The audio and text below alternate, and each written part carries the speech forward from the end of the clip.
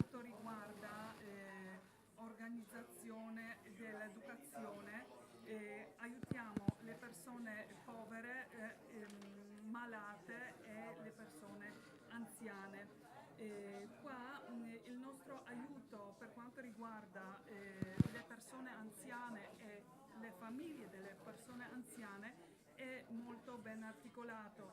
Mm, Noi aiutiamo le persone che si occupano degli anziani, così possono riposare, andare in ferie, possono avere un pezzo della loro vita e sanno che c'è la regione che gli può dare una mano. Ritornando alla situazione ucraina, veramente a tutti noi è difficile credere che dopo le atrocità della seconda guerra mondiale è stato possibile il ritorno alla guerra. Tutti quanti, tutte le aiutano Ucraina, li, la difendiamo, ma difendiamo anche l'Europa unita contro la barbarie e totalitarismo.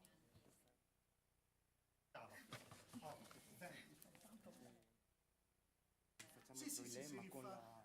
Sì, sì. Elena. Fin do? Thank you. Bardzo dziękuję. Ja bardzo dziękuję. Przepraszam, że tak długo z panią... Kurczę, zapomniałem, że trzeba przetłumaczyć. Mogła pani mnie tam... Quando è il momento del discorso del Presidente... Finito. Sì, sì, Posso chiedere una Sì. cosa? Czy przemówienie, czy tekst przemówienia wyście... Nie przygotowywałem takiego, ale to tak, spontanicznie, za to jeżeli trzeba napiszę, bo mam to... Nie? Spokojnie, to tylko ja się... No, allora, quando io vi chiamo, allora il Presidente va al centro, in the center, Idzie na środek. in effetti, e tu ti do un microfono, tutti quanti, quindi tu gli stai qua vicino A, okej. Ja będę stała obok e traduci. i będę tłumaczyć, także tak ze dwa zdania. Tak, potem ja, krócej żeby będę się mówił. nie tak, no. Ok? Bo nie mam nawet jak notować. O preferisci posarti per prendere appunti? No, ci siamo messi d'accordo che dice due frasi e poi Ecco, io e tu traduci al volo. Sì, sì, Perfetto, sì, sì. Così è anche perfetto, più accurata la cosa. veloce. Ok, ottimo.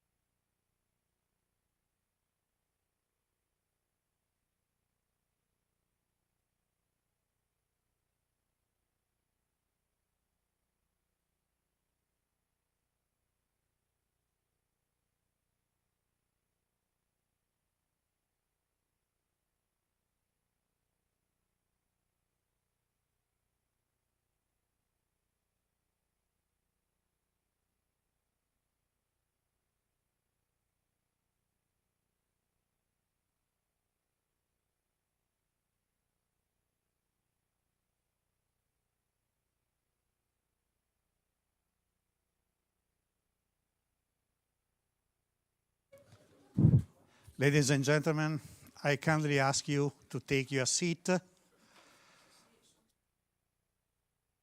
We are going to start.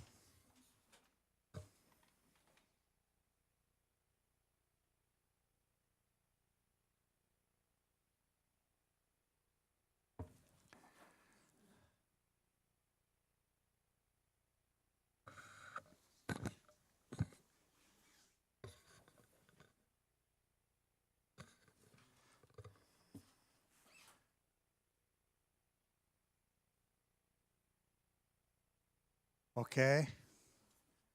Thank you, Mr. President. You can start. Grazie Antonio.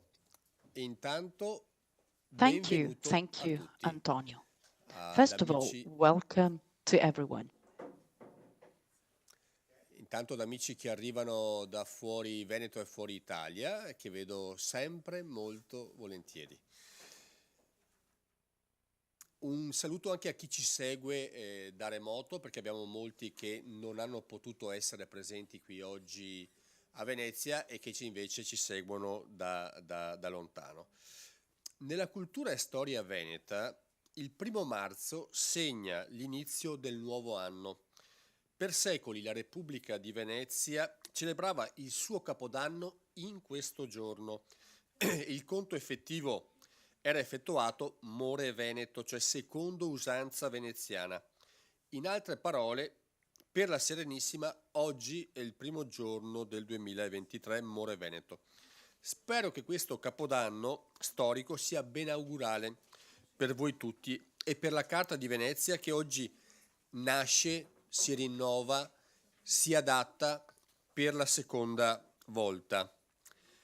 Ricordo bene il giorno in cui Ignacio Socias venne qui a Venezia per presentarmi l'idea di quella che sarebbe poi divenuta la Venice Declaration, la cui appunto intuizione iniziale era quella di un progetto rivolto alle città, alle regioni che volevano contribuire attivamente al raggiungimento dell'obiettivo 21 dell'agenda ONU del 2030.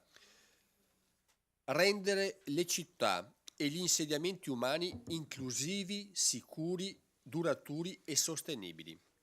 La Venice Declaration è cresciuta grazie a stimoli della IFFD e di realtà come Erisam, la rete Erisam che mette assieme tanti attori a livello europeo, per non parlare, mi permetto di dire, del Dipartimento Affari Sociali e Economici delle Nazioni Unite guidato da Daniela Bass, il cui contributo appunto è stato importantissimo, o il contributo fondamentale di Uninove, l'aiuto di università come Ca' Foscari o di Rotterdam, di regioni come la regione rappresentata dall'amico Piotr Galbeschi, il Friuli Venezia Giulia, la Carinzia, il Dipartimento Bocche del Rodano, la regione di Attica della Grecia, città greche, francesi, italiane, l'associazione dei comuni messicani, le città messicane che assieme, l'abbiamo fatto assieme a Piotr nell'ultima loro assemblea, hanno posto la Carta di Venezia come un minimo comune denominatore di attività politica e istituzionale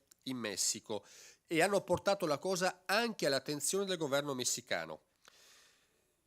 Poi questa nostra carta portata all'attenzione di città come Brasilia, San Paolo, Curitiba, Marsiglia oppure Vicenza, che ringrazio qui per la presenza oggi dell'assessore Siotto. Ebbene, grazie a loro e a tanti altri, se la Venice Declaration è andata oltre quello stimolo iniziale.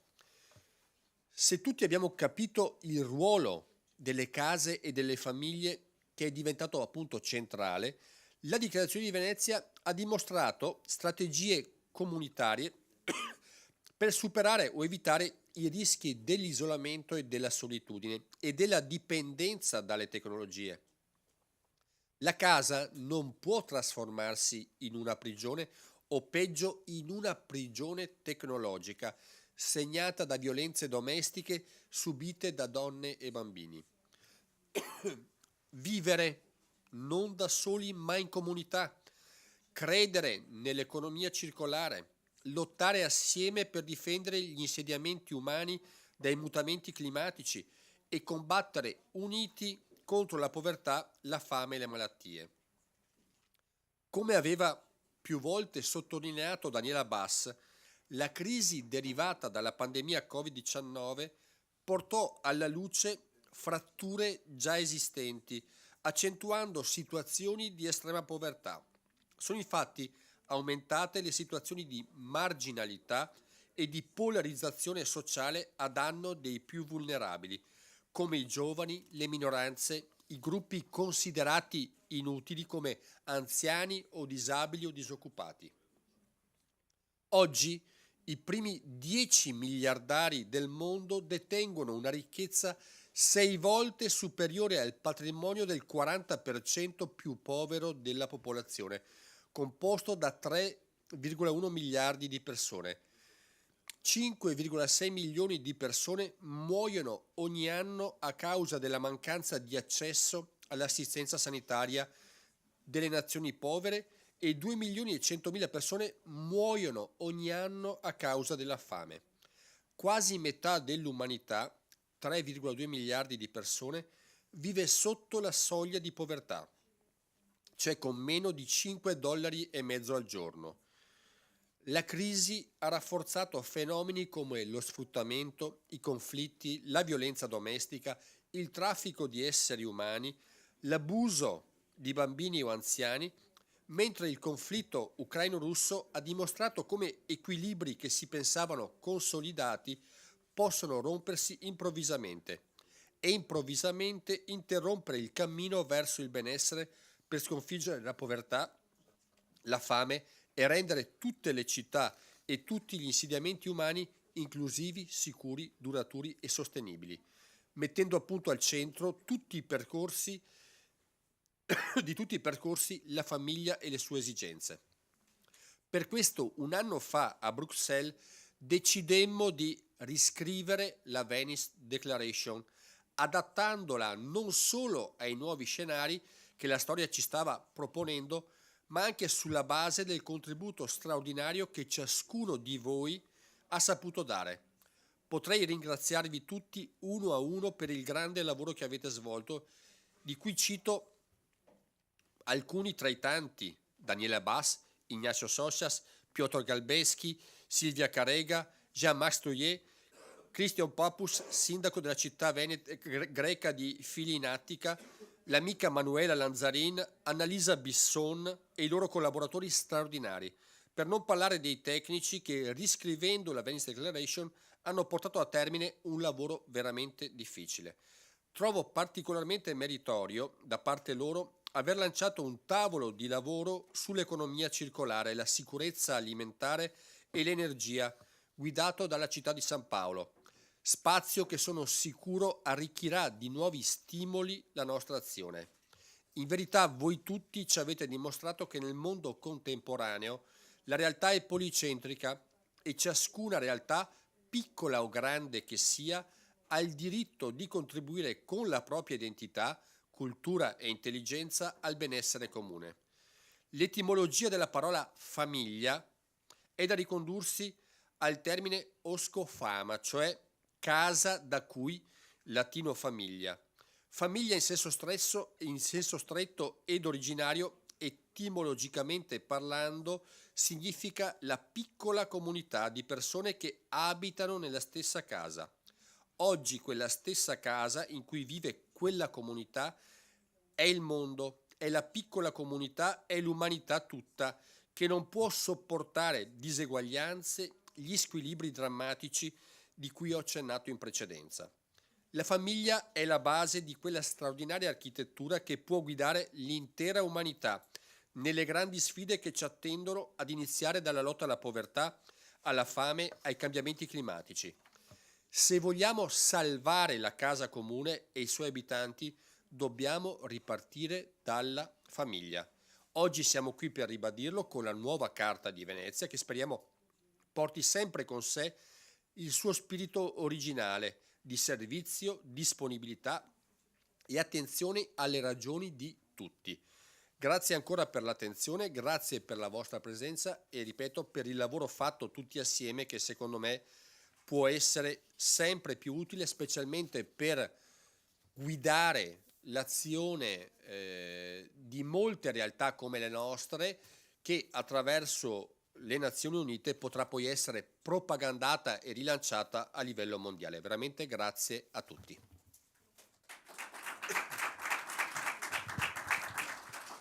Thank you, President. And now we are going to give the floor to Renata Kaczmarska of the Department of Social and Economic Affairs of the United Nations. Please, the video.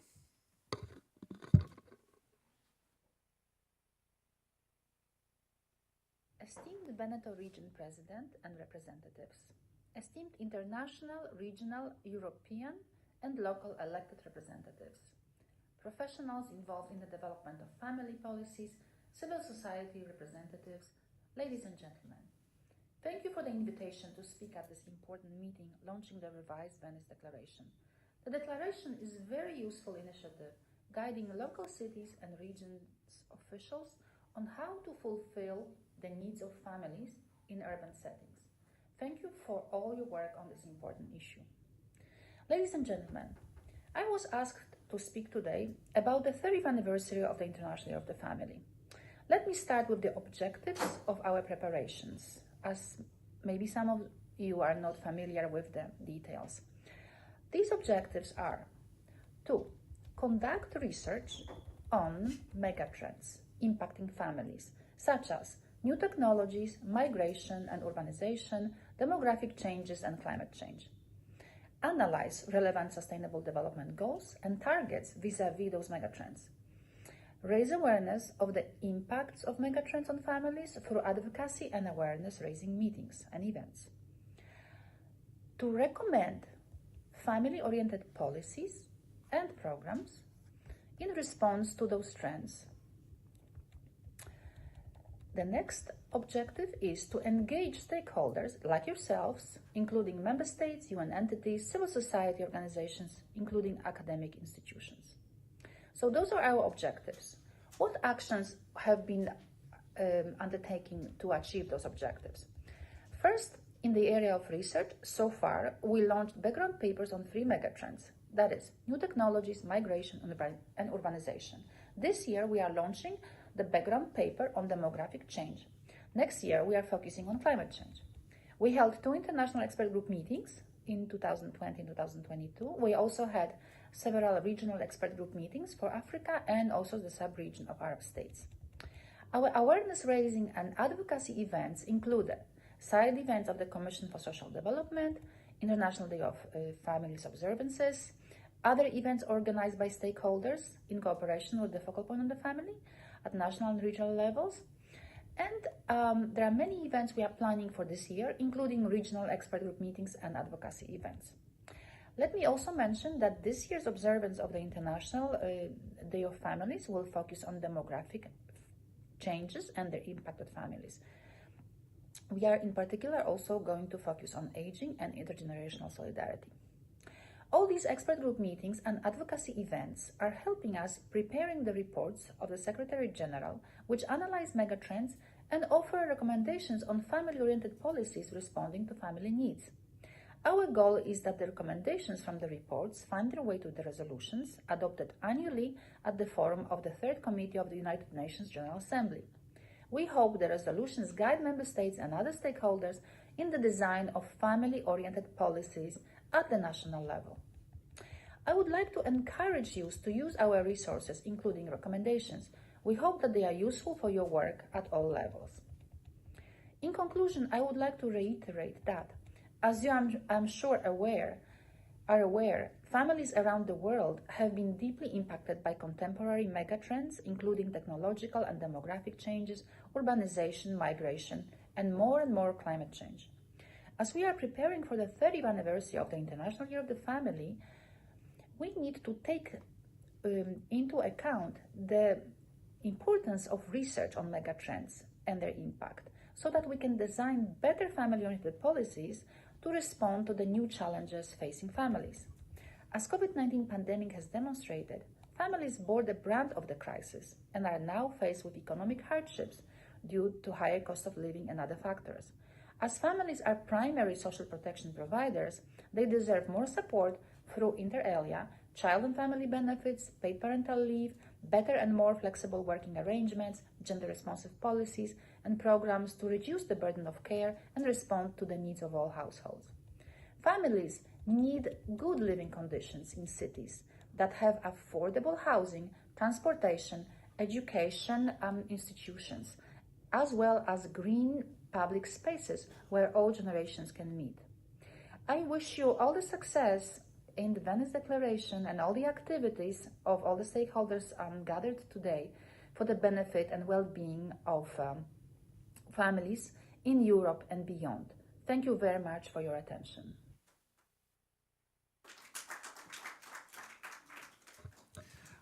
And now I kindly ask Jean-Max Truiot, President of ELISAN, European Local Inclusion and Social Action Network, of the Steering Committee. Please, Jean-Max.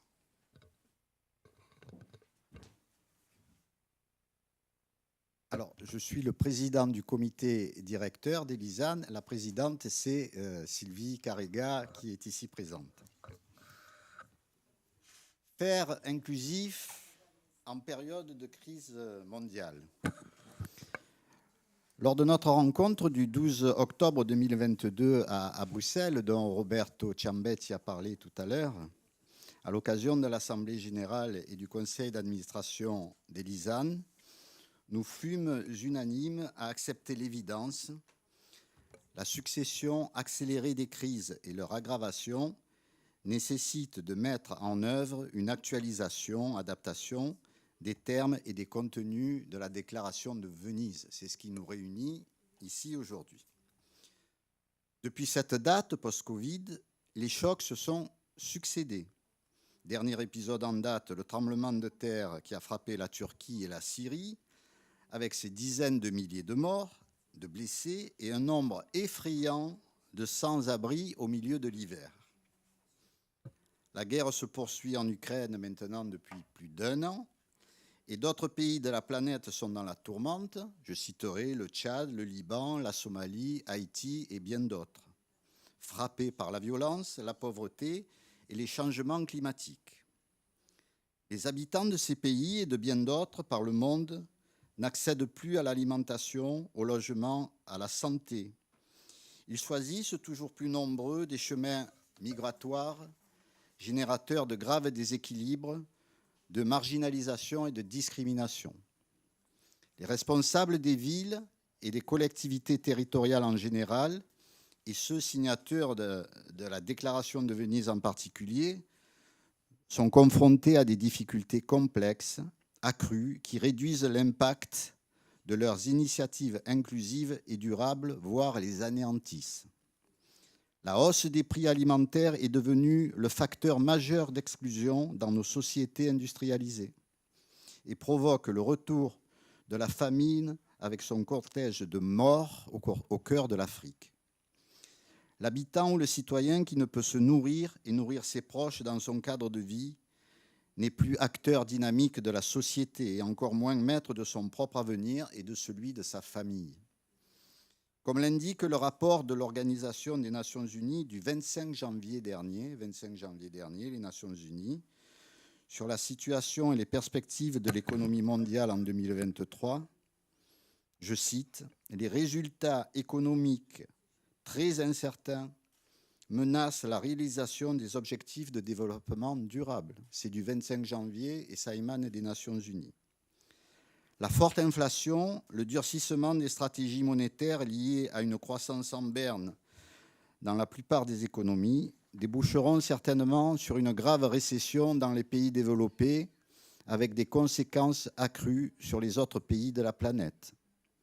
L'augmentation des taux d'intérêt, le dollar fort aggrave la dette des pays en voie de développement et l'inflation mondiale reste à un taux particulièrement élevé, notamment en matière de prix alimentaires. Un taux de pauvreté en augmentation et une reprise de l'emploi atone qui frappe particulièrement les femmes très fortement, bloquent dans l'immédiat les perspectives de reprise. Dans ce contexte, les résultats escomptés en matière d'inclusion sociale et de développement durable sont effectivement différés et parfois anéantis. L'insécurité alimentaire frappe aujourd'hui près de 350 millions de personnes dans le monde, compromettant ainsi pour longtemps les tentatives d'éradication de la pauvreté. Malgré ce constat alarmant, j'en suis convaincu, les thèmes et les objectifs de la déclaration de Venise sont plus que jamais pertinents pour favoriser le faire inclusif, mais leur mise en œuvre invite inexorablement les collectivités politiques et leurs responsables à redoubler d'efforts et d'imagination pour réajuster les actions et leur intensité afin de compter et de coller au contexte social et environnemental historique.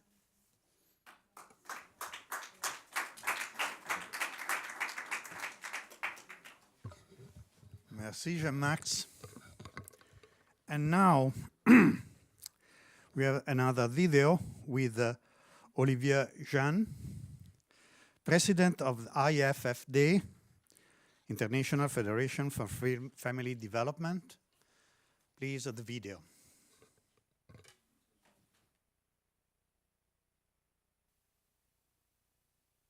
Dear President Ciambetti, Excellencies, distinguished authorities, ladies and gentlemen, thank you very much for the invitation from the Veneto region to take the floor in this launch of the updated Venice Declaration, a result of the joint efforts of Veneto and IFFD, together with so many territories that have accessed the Inclusive Cities for Sustainable Families project during these years. Thank you very much to all of you. Today, I can say that if the original Venice Declaration has proven to be especially relevant during the COVID-19 crisis, it seems clear that it will be even more important to build a post-pandemic world. As you know, a group of experts and signatories have been exploring the ways to make it work even better in the future. As a result, the updated version is presented today. Global cities in various locations deal with a wide variety of issues and challenges when it comes to issues such as infrastructure, provision of services, and access to adequate housing. Severe housing shortages combined with high level of overcrowding and congestion are exacerbating the problems that comes with rapid urbanization. Thus, a global one-size-fits-all solution to planning and policies is untenable and will create more harm than good. Instead, a better alternative is an approach like the New Urban Agenda that was adopted by most countries in 2016 that emphasizes collaboration and supportive partnerships between smaller and larger urban areas in regional zones. And the consequence, Venice Declaration was proposed some months after it. These types of partnership supports equitable development and incorporate cultural and regional differences to ensure that rural areas are not left behind. It is exceedingly important to note that the rapid global urbanization that we are witnessing is a new phenomenon in its human history, and how the world copes with it going forward is going to determine how much humanity lives in the 20th centuries and beyond. When urbanization is deliberate with the appropriate stakeholders on local, national, and transnational levels involved in the process, it can be the most efficient and successful mechanism for improving the lives of individuals and families. This necessitates to focus on understanding the complexity of family life in urban contexts, family needs, and family supports for new migrants, as well as for those who are already in urban areas. Families, in all their multiplicities and shapes and sizes, need to be supported through affordable housing, reliable safe transportation, and access to education, social services, and green spaces. While, as was pointed out above, the Sustainable Development Goals 11 highlights each of these factors, neither the goal nor the targets especially focus on family. Fundamentally, Urbanization is a process that alters landscape and shifts population from rural areas to urban ones. Urbanization is accompanied by changes in how individuals and families live, by increased economic activities and access to new types of lifestyle and cultures. Cities serve as center for the concentration of transportation, trade, and public services, many of which are not easily accessible in rural areas. Due to the centralization of activities, urban areas serve as hubs for innovation. Individuals are attracted to these places because of the wealth of opportunities that are potentially accessed there.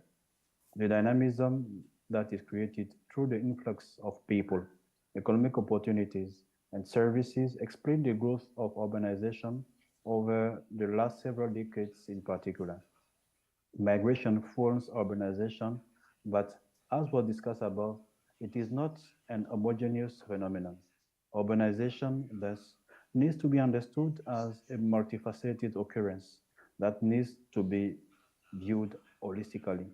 This means looking at how regionality, the area in the world where the urban settlement is located, economics, politics, and individual and families' life intersect. This is key for sustainable urban planning as we proceed further into the 21st century. The relationship between urbanization and family life has been a topic of scholarly interest for over a century now. Early 20th century sociology focused on the consequences of urbanization on family structure in particular. In the early 1900s, the Chicago School, as it was known, warned of the disintegrating forces of urbanization and family life. They suggested that as industrial centers sprang up in cities and young people moved to urban areas in search of jobs, this led to the fragmentation of extended families. The analysis indicated that with mobility and new types of employment in factories instead of family farms, the social support structures that family provided through their kin networks weakened, leaving in their wake disorganization, delinquency, and other ills. This was thought that led to social decay and the decline of the importance of families. It is critical to bring together the various constituencies and stakeholders in cities to create a more equal playing field where marginalized individuals, women, and low-income residents also have a voice. Moreover, cities need to be viewed as places where families, not just individuals, can thrive. This means that educational and social services need to be key parts of urban agendas. This type of holistic perspective will allow for the realization of the 2030 Agenda and particularly Goal 11 of making mankind settlements and specifically cities inclusive, safe, resilient, and sustainable. Well-planned urban areas can decrease social inequalities and promote family life by providing affordable house, accessible transportation options, and safe and green spaces for marginalized groups. Cities can be the conduit for more peaceful, equitable societies. Well-planned urban areas have the potential to address many of the disparities the world is currently dealing with. The omission of family-centered analysis and programming at transnational and state levels also leaves us with an incomplete understanding of the needs of society and what is needed for sustainable urbanization and migration. It is important to note that in most places, family policies and programs were developed at a time where families looked less complex than they do today. Thus, there is a critical need for appropriate programs and policies that are responsive to key social and family conditions under various dynamic conditions. What we can currently say, however, is that as families have changed, they have no decline in importance. For instance, research from Northern Europe indicates that family life may be gaining significance in terms of lessening in value. Moreover, weaker state supports for social services in many parts of the world is creating an environment in which families are not less important to the health and well-being of individuals, especially children, the terminally ill, individuals with disabilities, and older persons. We have certainly witnessed this during the global COVID-19 pandemic. In the recent published World Cities Report, the Secretary General of the United Nations stated that cities and communities are demanding that those in authority take the opportunity to build back better. To emerge stronger, we need a sustainable, inclusive, and green recovery for people and the planet. This means dealing with the existing challenges of how cities are planned, managed, and financed, and ensuring their development is compatible with the goal of net zero emission by 2050. With this hope and this desire that I think all of you present in Venice or attending online in this presentation, I wish you the best of all the territories. Thank you very much.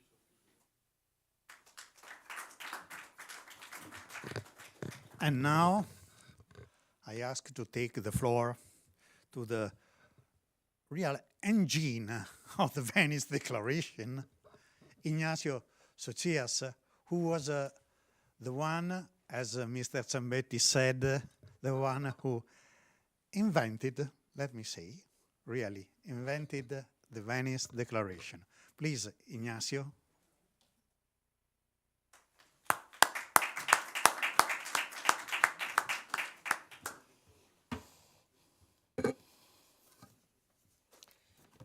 Caro Presidente Ciambetti, illustri autorità, signore e signori, vi ringrazio molto per l'invito della Regione Veneto e desidero ringraziare sentitamente tutti coloro che hanno contribuito a questa versione aggiornata della dichiarazione della Carta di Venezia, in particolare la Regione Veneto e tutti gli altri firmatari che hanno partecipato.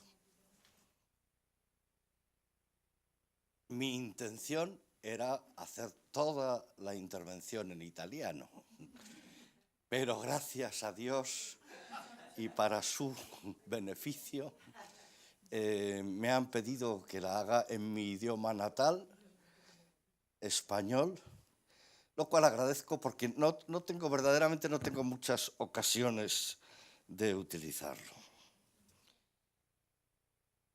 Sabemos muy bien que en 2007, por primera vez en la historia del mundo, la población urbana superó a la población rural. Y desde entonces, con algunos altibajos, entre otras cosas debidos a la pandemia, esta tendencia ha continuado. Muchos sociólogos y muchos científicos consideran que esta tendencia a la urbanización es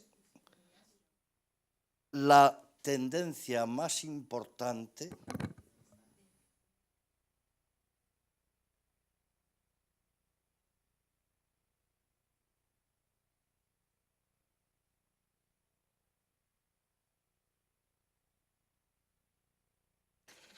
Muy bien. De todas maneras, permítanme acabar la frase. Quería decir con esto que para la ciencia la tendencia a la urbanización es la característica más importante desde el punto de vista sociológico de nuestros días. So this trend, and now I change to English with your permission, mais je suis très content aussi de voir ici beaucoup de représentants de la langue française que j'espère que j'aurai l'occasion de pratiquer après. Okay, so this trend is so important that even in the context of the United Nations, which is supposed to be able to change the world, we realized, guided, as President Ciambetti said, by Daniela Bass and other members of the Department of Economic and Social Affairs, that cities, territories should be taken into account every time more. As you know, at the United Nations, there are only two actors: member states, countries, and civil society. Cities, regions, urban territories are not considered at all. And that is why, inspired by some of the most relevant, significant members of the United Nations staff, we thought that it would be a great idea to give those territories both a voice in the United Nations, but also the possibility to benefit for all the decisions that the United Nations was making in relation with it. And I think that today we can say that first, it was the Veneto region, the first, who understood the importance of this. Second, that there were some others that we usually call, or we can call now, founding members, who also did. And because of that, we were able to start developing those 10 principles of the Venice Declaration. Now, some years have passed, some crises, especially the pandemic, and we have some experience about how it has worked. I can tell you that, of course, it has been a great instrument, and I don't have to convince you of it because you all know. But we also realized that it could be even better. For me, it was really surprising that evening of the meeting we had in Brussels, the last evening, that we all went to the farewell cocktail with the same idea. Can we try to do something even better? And that was, of course, a challenge, because you know that when different politicians with representatives of NGOs from different places try to agree on something, it usually takes a lot of time.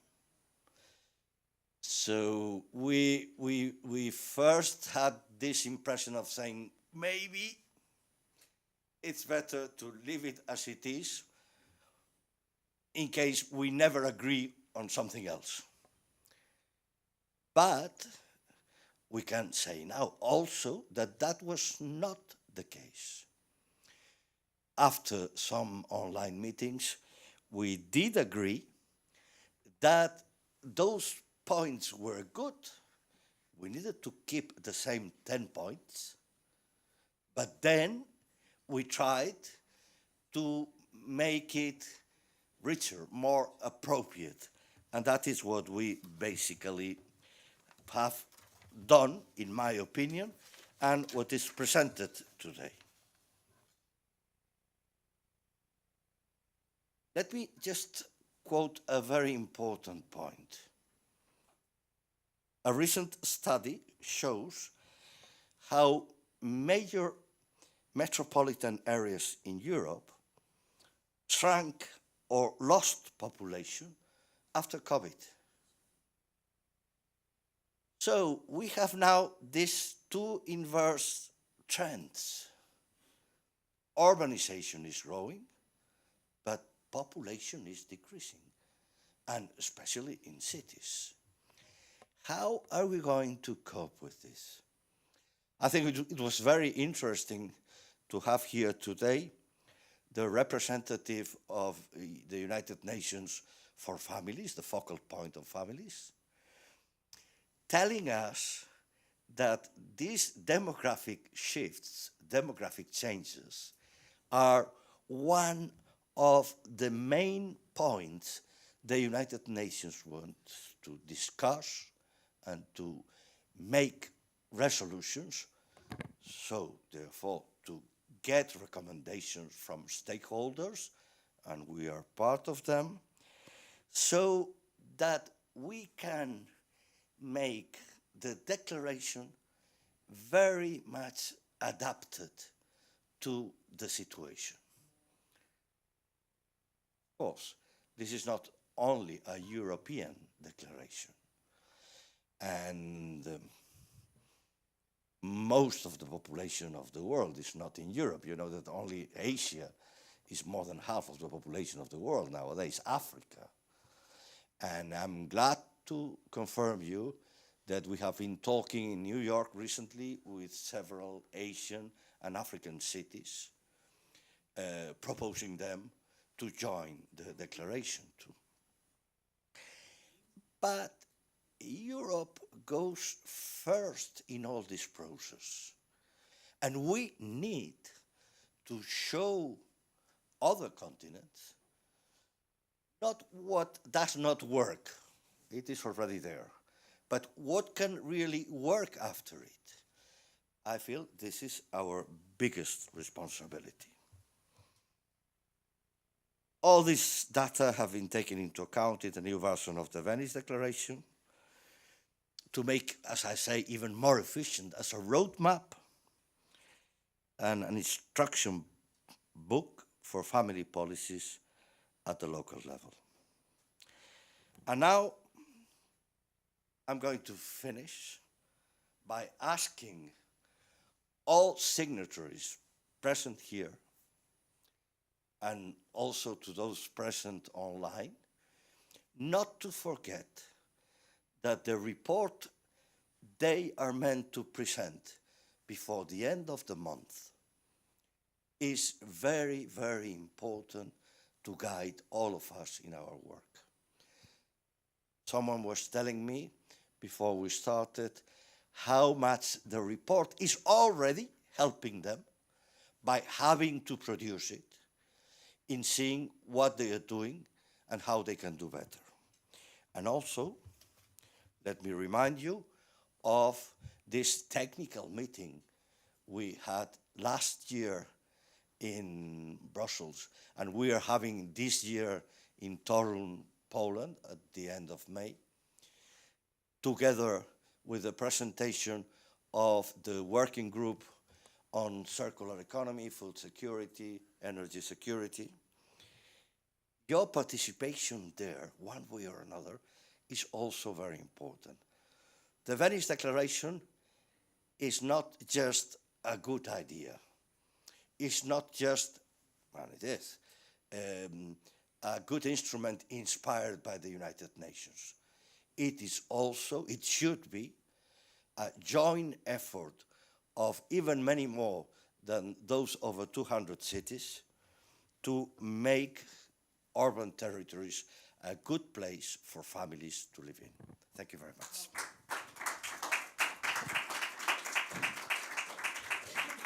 Thank you very much, Ignacio. As you can see, we speak different languages, but we have the same voice. And now, I have to take the floor, our special guest, Marshal or President Piotr Kalbecki from Poland. And he's going to speak in Polish, but don't worry, there is a traduction. Thank you very much.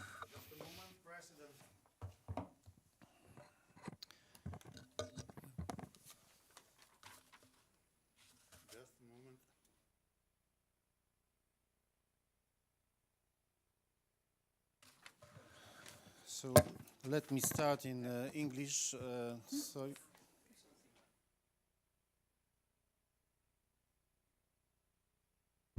Okay. Okay, so let me start in English and say thank you very much for invitation. Mr. President of Parliament of the NATO, Roberto Ciambetti. Once again, you involved me for, I think, very important role in Europe and in the world.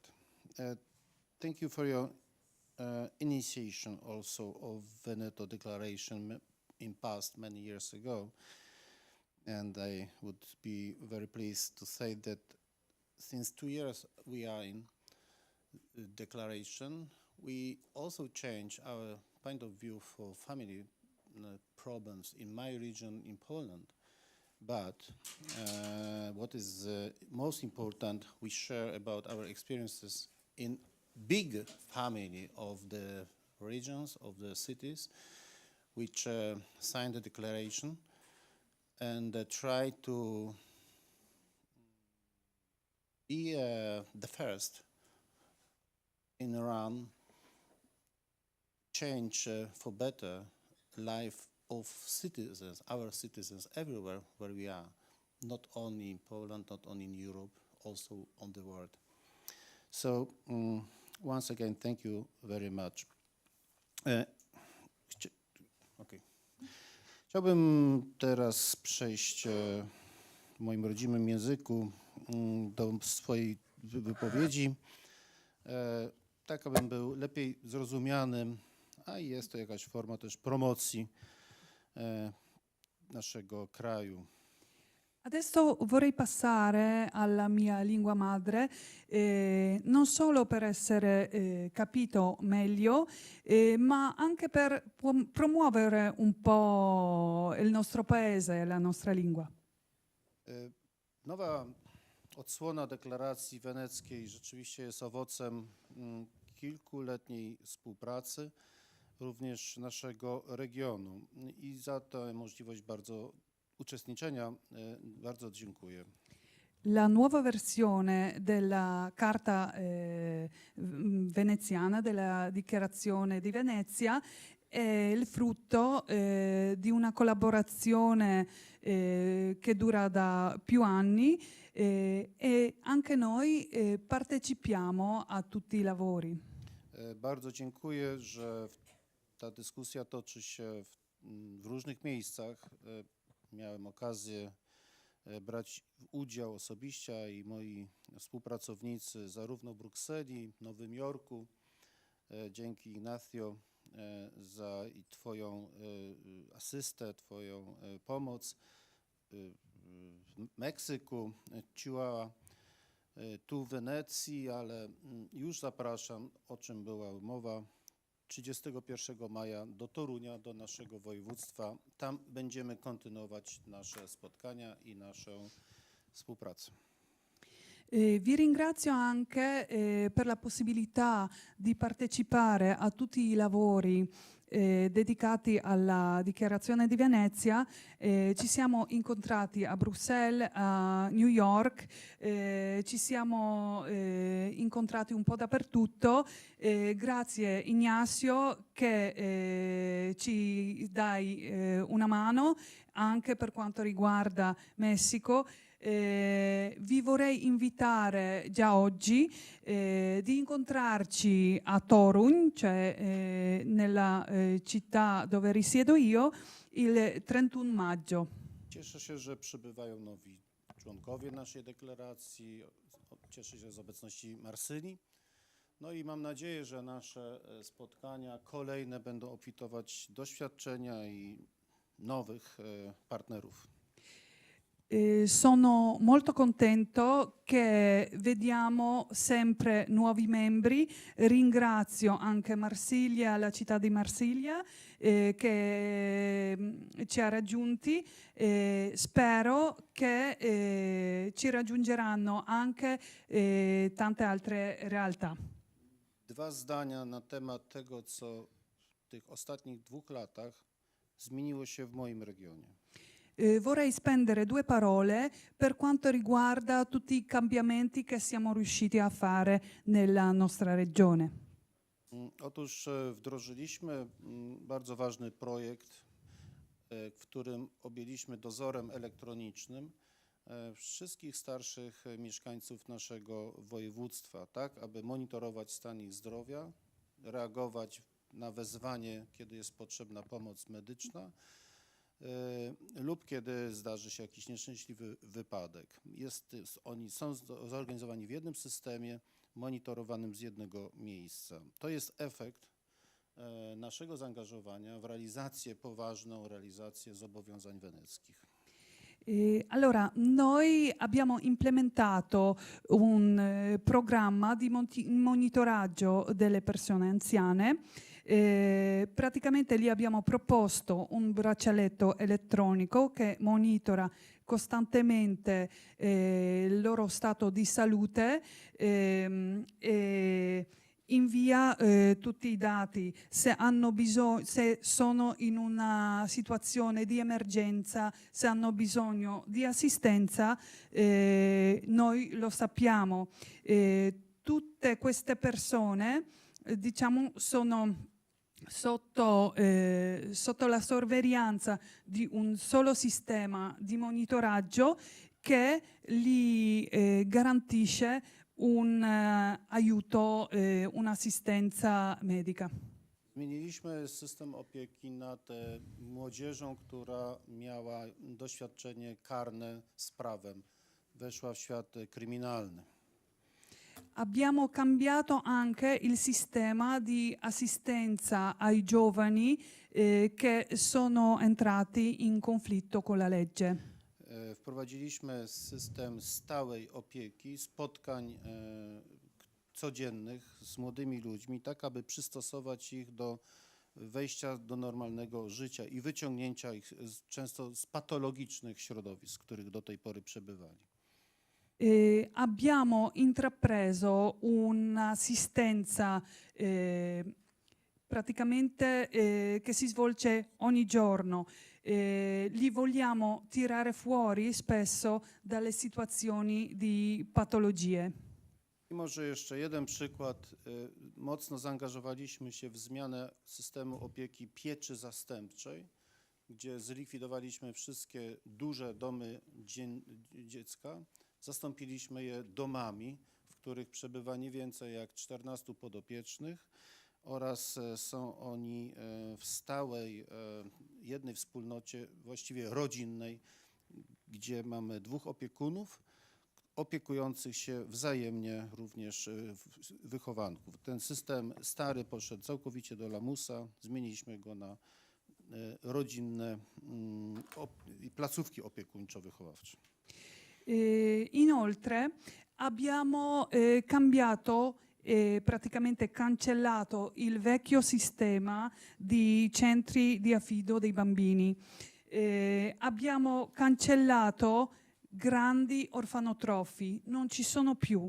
Li abbiamo sostituiti con centri di affido piccoli che praticamente assomigliano a delle famiglie. Non ci sono più di 14 bambini su una casa.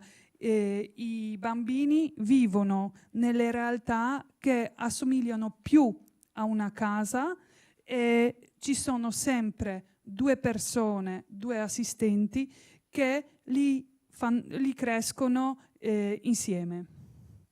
I dodam, iż zorganizowaliśmy profesjonalny ośrodek wsparcia dla tych rodzin, tych par, które chcą adoptować dzieci, szczególnie z niepełnosprawnościami.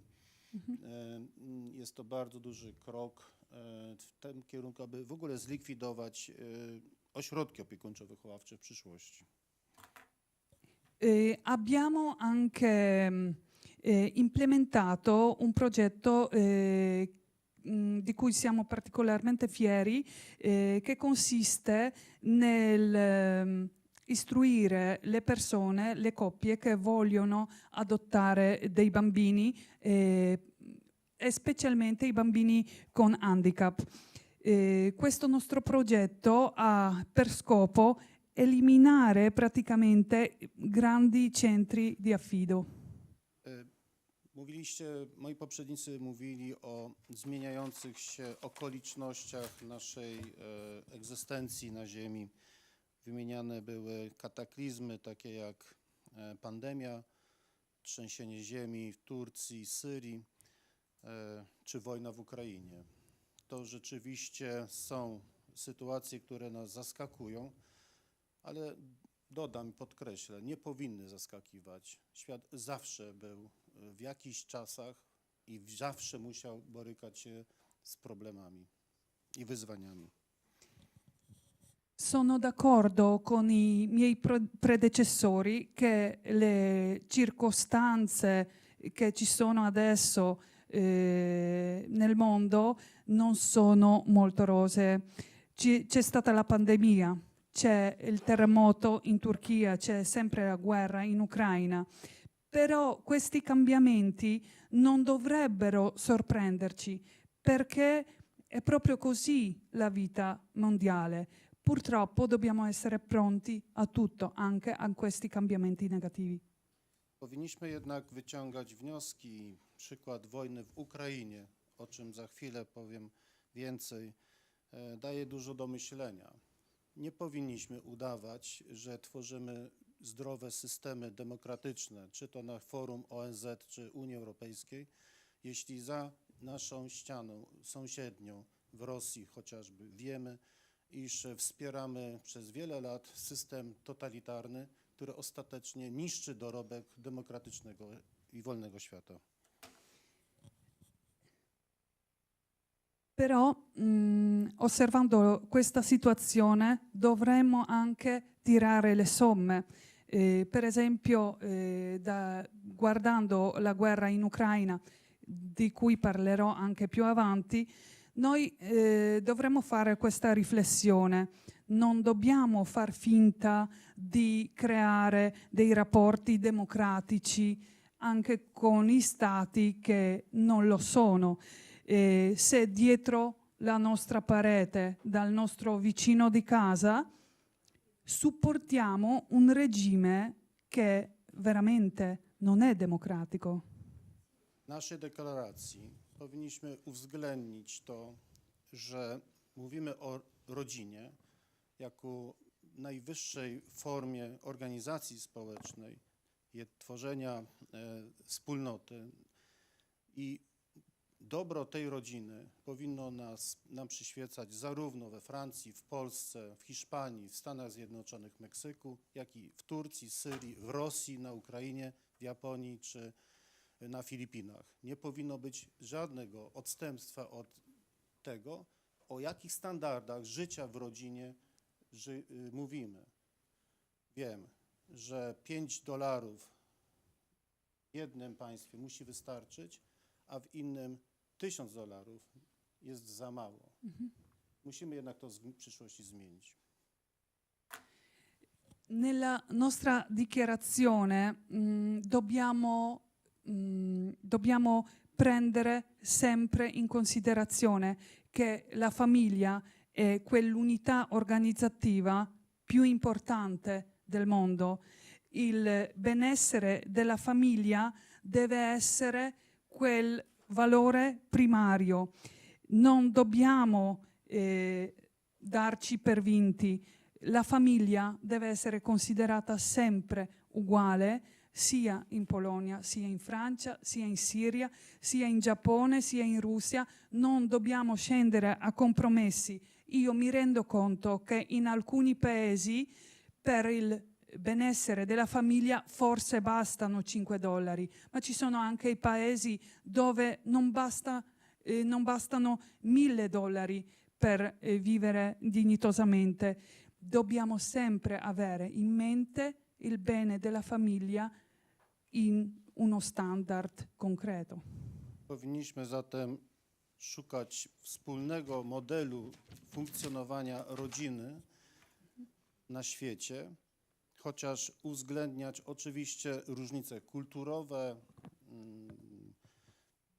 historyczne, nie definiować z góry, jak ten model ma być zorganizowany wewnątrz, ale na pewno musimy określić zaangażowanie naszych samorządów, państw i sposobu wsparcia w wyrównywaniu ostatecznie jakości życia rodzin na całym świecie. Dobbiamo elaborare un modello comune della famiglia. Non dobbiamo prendere sempre in considerazione tutte le differenze. Le differenze ci sono, ci saranno, differenze culturali, differenze storiche. Non dobbiamo definire un modello uno solo. Dobbiamo prendere un modello generale e soprattutto definire come le autorità possono lavorare per il bene della famiglia. Nasza deklaracja musi uwzględniać taką sytuację, którą mamy u naszych sąsiadów w Ukrainie. No właśnie, gdzie wojna niszczy przede wszystkim rodziny. Po pierwsze, zabija ojców, którzy walczą na froncie, zabija dzieci, babcie, ludzi niewinnych, cywili, też członków rodziny i zmusza matki z dziećmi do emigracji, które muszą uciekać przed wojną do Polski. W trosce o rodzinę deklaracja wenecka musi w pierwszej kolejności powiedzieć nie wszelkim objawom wojen na świecie, również na Ukrainie.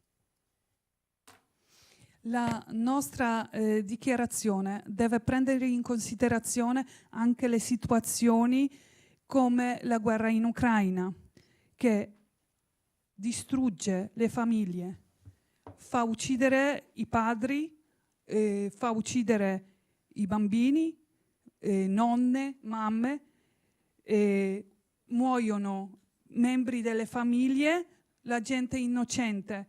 Le madri di solito sono costrette a fuggire in Polonia, in altri stati. Noi nella nostra dichiarazione dobbiamo dire un forte no alla guerra, a queste situazioni. Jak sobie radzimy w tej sytuacji, kiedy przyjmujemy z dnia na dzień kilka milionów uchodźców? Porozmawiamy w Polsce. Kiedy do nas Państwo przyjedziecie, mam nadzieję wszyscy, tak jak jesteście, 31 maja. Zapraszam serdecznie do Torunia. Będzie to okazja do pogłębienia naszej znajomości i zrozumienia może bliżej tego, co dzieje się za naszymi granicami, a i spotkania z Ukraińcami, którzy u nas przebywają od roku już, kiedy do nas przybyli. Come ce la caviamo con tutti questi profughi, con questa situazione? Adesso non ve ne parlerò. Vi propongo di visitarci in Polonia, di venire a trovarci il 31 maggio. Spero che questo incontro possa essere una buona occasione per conoscerci meglio, per capire meglio cosa sta succedendo e avremo anche l'occasione di incontrare alcuni profughi, alcuni nostri ospiti che da più di un anno ormai sono in Polonia, sono venuti dall'Ucraina. Cokolwiek byśmy już kończę nie powiedzieli na temat rodziny, jednak pamiętajmy, to jest moje motto postępowania jako marszałka województwa kujawsko-pomorskiego, że rodzina rodzi się w miłości. Ta miłość jest najważniejsza i wszystko to, co sprzyja budowaniu relacji dobrych wewnątrz rodziny, daje członkom rodziny zadowolenie, poczucie bezpieczeństwa, jest rolą tych, takich jak ja, osób, być może od których trochę zależy, iż takie warunki tworzenia miłości wewnątrz rodziny jesteśmy w stanie dać, zagwarantować, umożliwić. Dziękuję bardzo. Potrei parlare ancora tanto, però il mio motto in quanto presidente del Voivodato di Kuyavia e Pomerania è quello. La famiglia nasce nell'amore e dall'amore. L'amore è il valore più importante e tutto quello che bisogna fare è aggiungere gioia e sicurezza alla famiglia. E noi che abbiamo un ruolo, credo e spero che possiamo cambiare delle cose, da noi dipendono certe cose e dobbiamo creare delle condizioni in cui la famiglia possa sviluppare l'amore. Grazie mille. Thank you very much for your attention.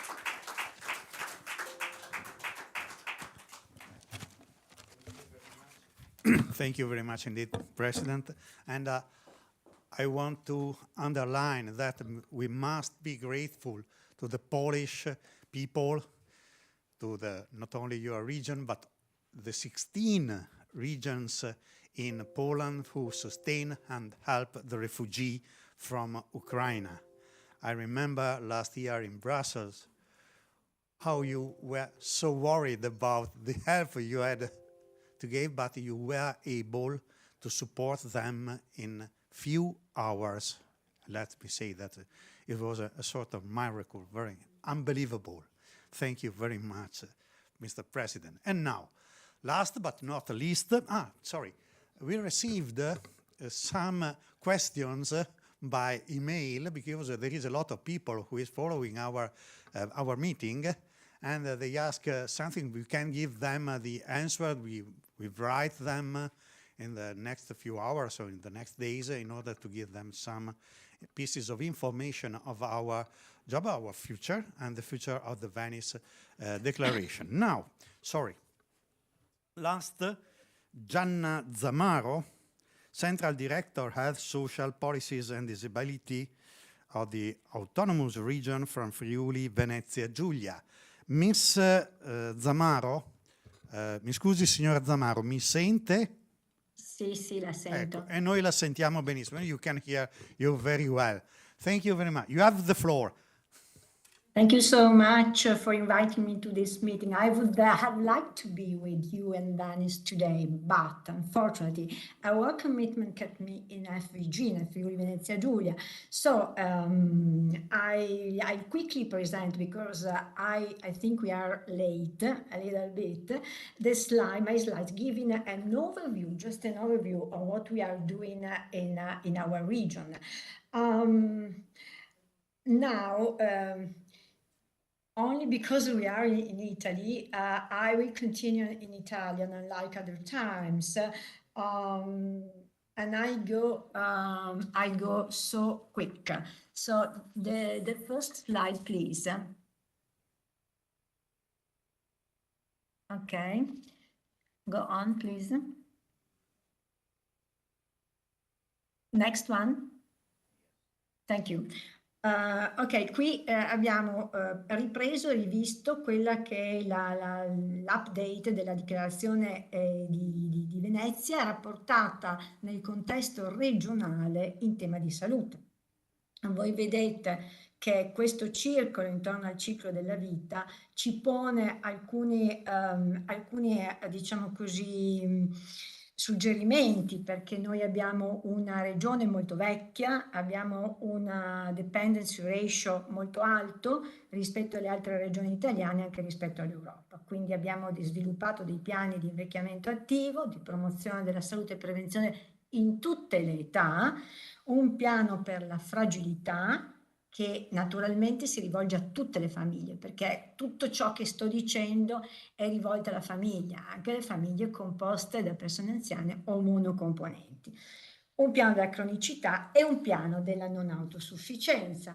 Allora adesso ripercorrendo, next slide please, ripercorrendo sostanzialmente quelli che sono i vari titoli, diciamo, capisaldi della Venice Declaration, andiamo con l'housing. E naturalmente noi abbiamo ripensato i servizi e reso più accogliente i contesti ambientali per garantire il più possibile quella che è l'autonomia, l'indipendenza e quelli che sono i diritti sociali degli anziani. Per le persone anziane, che cosa facciamo per le loro famiglie? Adeguiamo le loro case, cerchiamo di abbattere le barriere architettoniche e diciamo, abbiamo anche sviluppato, grazie al PNRR, delle misure di domiciliarità innovativa e di abitare possibile. Posso andare avanti o lascio spazio all'interprete?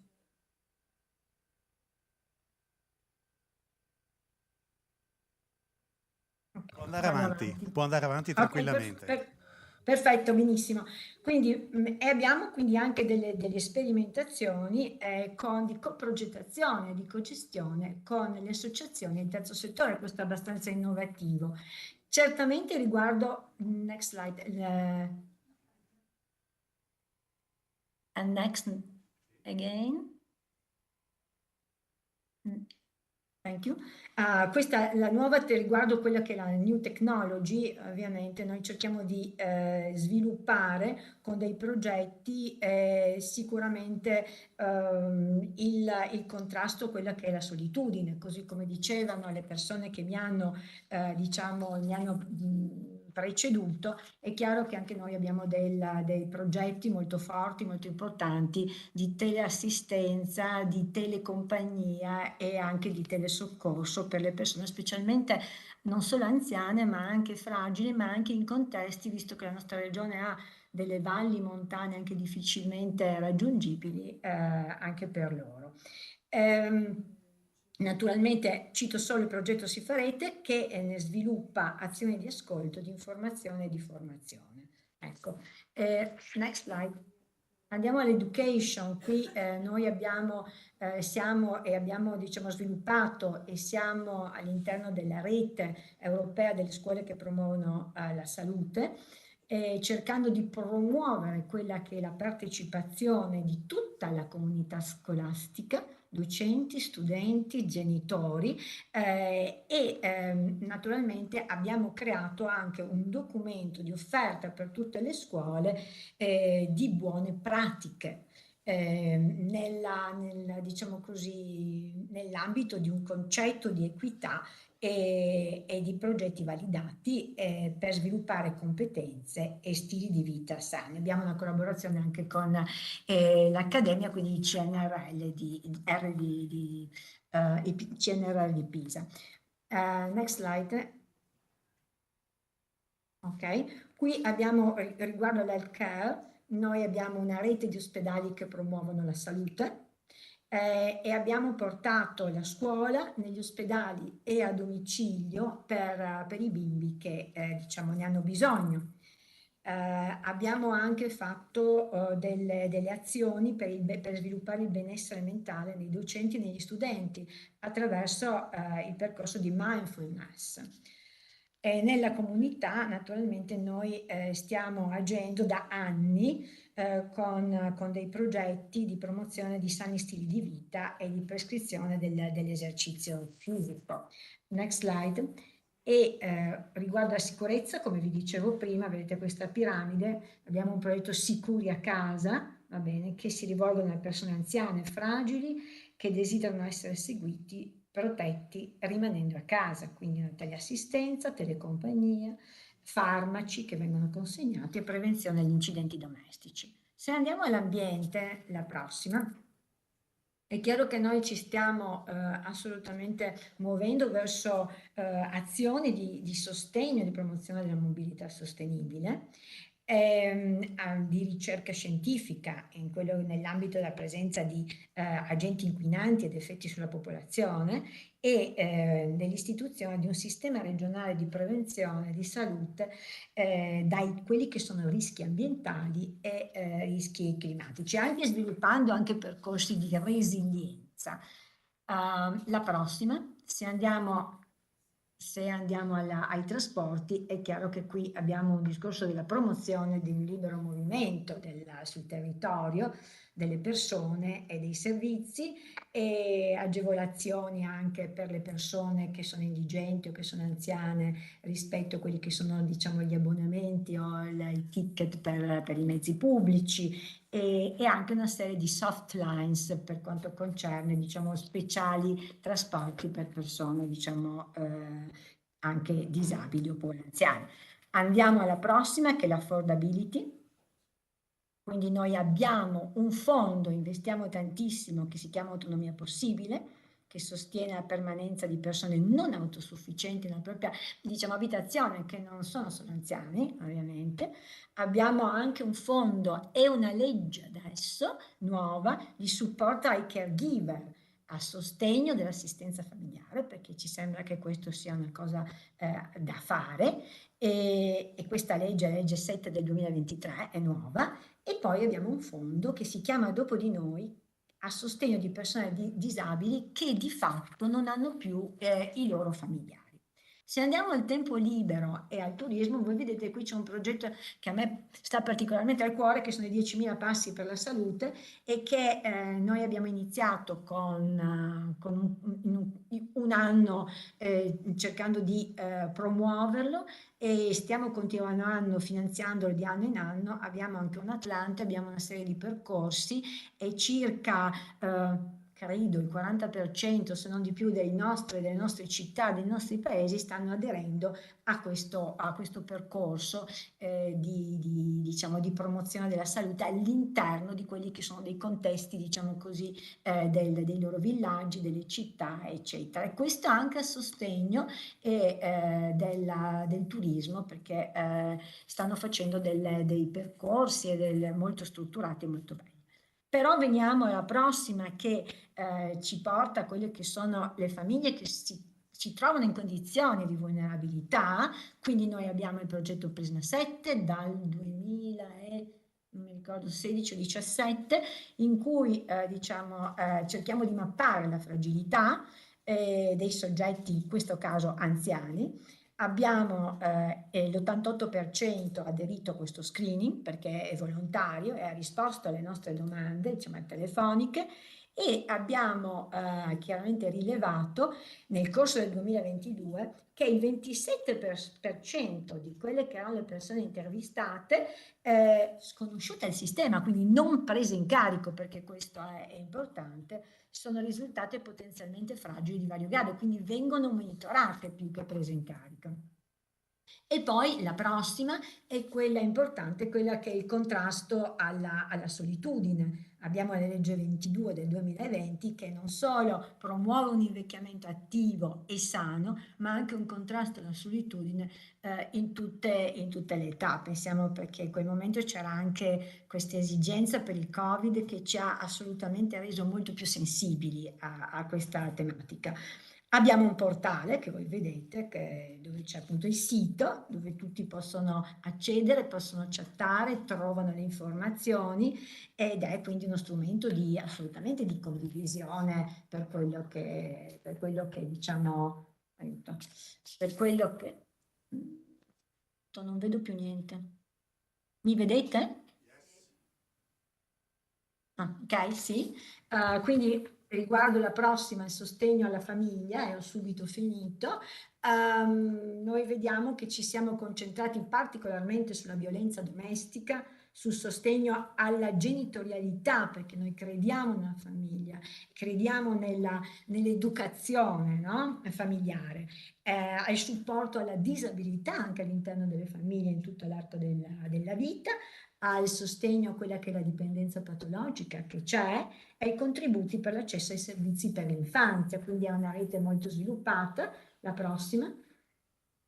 Vedete qui appunto ci sono sostegni socioeducativi, vengono definite forme strutturate di collaborazione con gli istituti scolastici, quelle che sono le agenzie educative, le aggregazioni, per la segnalazione di particolari situazioni a rischio, no? Preventive. Ci sono interventi a favore dei nuclei familiari con bimbi dai 0 ai 3 anni, con un fondo di politiche per la famiglia.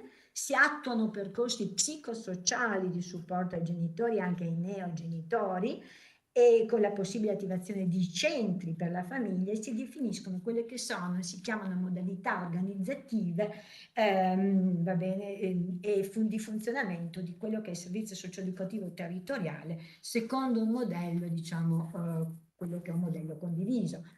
Andiamo all'ultima diapositiva, che percorre quello che è in realtà la povertà estrema, e quindi qui c'è un concetto fondamentale per noi che è l'housing first, dove viene garantito l'inserimento delle persone in condizioni di povertà estrema e senza dimore, secondo le modalità previste appunto dall'housing first. Interventi di pronto intervento sociale per la grave marginalità, quindi per le persone in condizioni di povertà estrema senza dimora, e servizi di posta residenza virtuale, ovvero accesso alla residenza anagrafica e fermoposta da parte delle persone senza dimora, proprio diciamo, per renderli, diciamo, per rendere l'ambiente per loro più inclusivo. Io quello che voglio dire è che questo percorso è un percorso, io devo ringraziare assolutamente che la Regione sia stata inclusa in questo percorso, perché credo fondamentalmente che di questo si debba lavorare. E da ultimo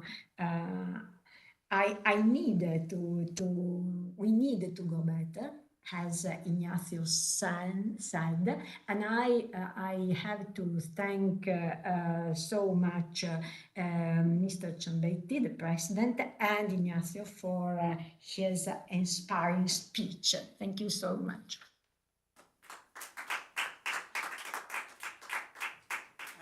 And now, on behalf of Mr. Ciambetti, I thank all of you for your contribution, for what you said, for the job we are going to do, even tomorrow morning with the Assembly of Ellison.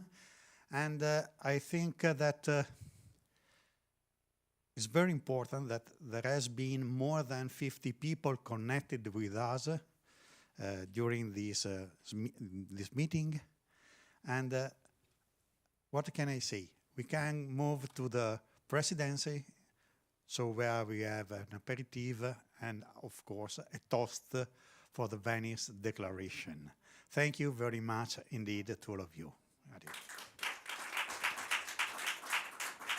Now we are going to meet the president because he was speaking discussing in this moment a project of law about the circular economy. And so we can, so he's arrived. Mr. Ciambetti, ho parlato a nome tuo e li ho invitati a prendere l'aperitivo da te. Okay? Yes, if you want, yes. No, scusate l'assenza, ma ho dovuto presentare un mio progetto di legge in commissione, quindi mi sono assentato un attimo. Veramente grazie per tutti i contributi, per quello che avete detto, per quanto credete nella Carta di Venezia, che è partita magari non con questi obiettivi così importanti, ma che via via è andata ben oltre le nostre ambizioni. Penso che Ignacio possa anche dirlo. Ed è bello anche vedere l'attenzione che molte realtà in approccio, in fase di avvicinamento, stanno dimostrando su questo documento. E le università che stanno lavorando penso diano anche un metro di misura sulla qualità del lavoro fatto e di come loro stanno approcciandosi. Dicevo Uninove, Ca' Foscari, Rotterdam, che non sono appunto proprio università diciamo in fondo alla fila delle università mondiali. Quindi io mi auguro e spero che quello che abbiamo fatto in questi giorni possa essere di stimolo anche ad altri soggetti. È una cosa che ci impegna, che ci farà, mi auguro, lavorare ancora assieme, e ribadisco grazie veramente per l'impegno che tutti quanti hanno messo su questo lavoro. Quindi ci vediamo, mi pare, prossimamente sì, a fine maggio a Toro in Polonia, perché Piotr Galbewski, che è diciamo il coordinatore delle regioni polacche, ha aggregato e ha motivato tutte le regioni polacche su questo lavoro, e gli riscontri che ho avuti con colleghi che incontro spesso a Bruxelles, vi assicuro, stanno dando in Polonia grandissimo interesse sulla Carta di Venezia. Grazie ancora a tutti e adesso, scusa, benissimo.